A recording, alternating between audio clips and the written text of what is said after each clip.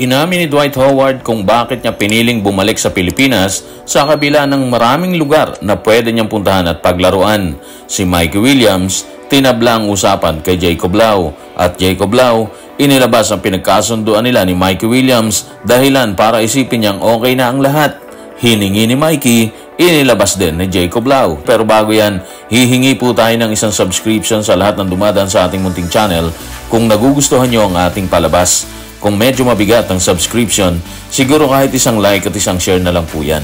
Okay na po ako dyan. Maraming salamat. Habang walang kasiguruhan kung sino ang papasok sa top 4 sa pagitan ng SMB, Gin Kings at Meralco, bunga ng pare-parehong kartadang 10-3 sa PBA, ibinulgar naman ni Dwight Howard na pinangarap niyang bumalik sa Pilipinas matapos ang 2 beses na pagbisita kasama ang isang preseason game noong 2013 sa Houston Rockets. Ano ang kanyang pahayag tungkol dito? Ito po si Dwight Howard sa report ni Kate Reyes ng Spain.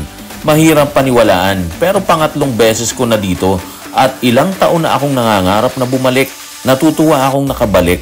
Sinabi kasi ni Andre Blatz na may pagkakataon kaya ang tanong ko, saan tayo pupunta? Sabi niya, sa Pilipinas. Sabi ko, sige, sasama ako. Sabi ko sa kanya, libre ako at mangyayari yan. Actually, hindi naman nakakagulat na pinangarap niyang bumalik sa Pilipinas, hindi ba? Una kasi, naranasan niyang maglaro sa ating bansa noong 2013 sa preseason ng NBA. Kaya sigurado tayo na nabighani po siya sa crowd na sumisigaw at tila walang kapaguran kung sumuporta sa larong basketball.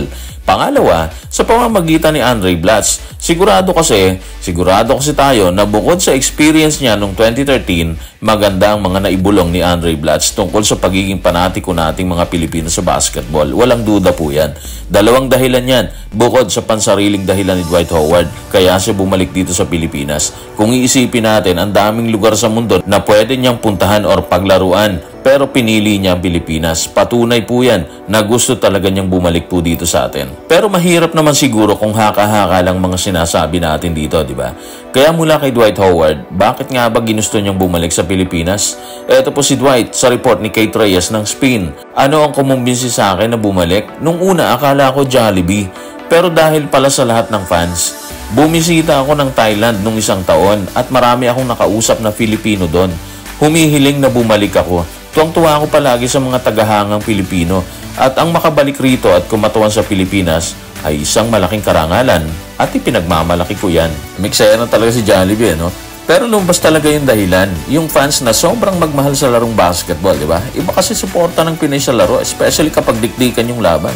Doon mo talaga makikita kung gaano katindi ang init ng Pinoy sa panonood sa laro. Sa tindi ng pagmamahal natin sa sport na to, parang lahat tayo gusto na rin natin minsan maging coach kapag natatalo ang ating kupunan, di ba? Pero joke lang po yan. So walang duda, alam ni Dwight Howard ang kalibre ng Pinoy fans. Kung tila excited at masaya si Dwight Howard sa kanyang pagbabalik sa Pilipinas, tila hindi naman naging maganda resulta sa balitang kasama si Mikey Williams. Ano nga ba nangyari? May hindi ba sila pinagkasunduan kaya hindi siya dumating? Eto po, si Jacob Lau sa report ni John Mark Garcia ng Spain. Hindi talaga namin alam kung ano nangyari, bakit bigla siyang nag-back out. Lahat nasa ayos naman ang lahat at halos lahat ng gusto niya, pumayag kami. So blackout po yung grupo ni Jacob Lau kung bakit nag-back out bigla si Mikey Williams sa pagsama sa grupo ni Dwight Howard at Andre Blatz para sumabak sa Dubai International Basketball Championship. Mabigat kasi base kay Jacob Lau, sang-ayon naman sila sa lahat ng gusto ni Mikey.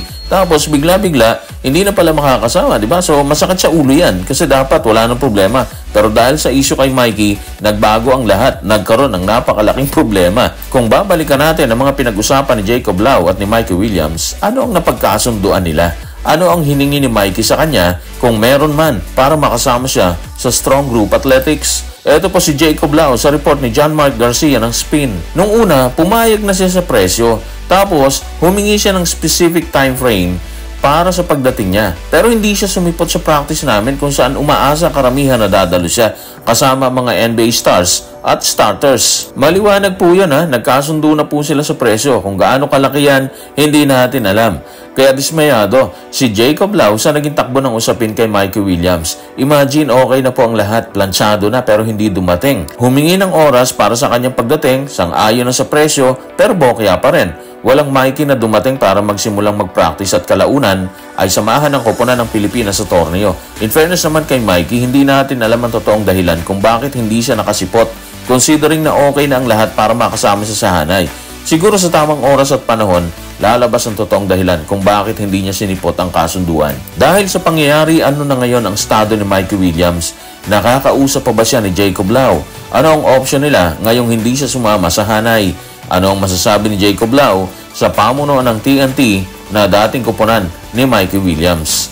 Eto po si Jacob Lau sa report ni John Mark Garcia ng Spin. Ngayon, hindi man lang niya sinasagot ang mga tawag namin. Wala kaming choice kundi maghanap ng ibang option. Ito yung unang pagkakataon na meron tayong player na hindi tinupad ang kanyang mga salita. Ngayon, naiintindihan ko na ang management ng koponan na dati niyang pinaglalaruan. So mula mismo kay Jacob Lau, wala nang komunikasyon si Mikey sa kanila, di ba? Tawag, hindi sinasagot, kaya tama yung hakbang na kumuha sila ng bago para ipalit kay Mikey. Kasi wala nang kwenta yon, di ba? Wala nang kwenta yung usapan kasi nga ayaw na po sagutin eh. So sa ganitong sitwasyon, walang talo kundi si Mikey Williams. Siya lahat ang babagsakan ng anumang aksyon na ginawa at ginagawa niya sa kasalukuyan. In short, siya ang masisira kasi may pagkakataon na, di ba? Pero hindi niya naayos. Hindi niya sinipot, pero again, wala tayong alam kung bakit hindi po siya dumating. Sa kanyang panig, maaaring may mabigat po siyang dahilan kaya ganun nangyari sa usapan nila ni Jacob Lau. So guys, maraming salamat.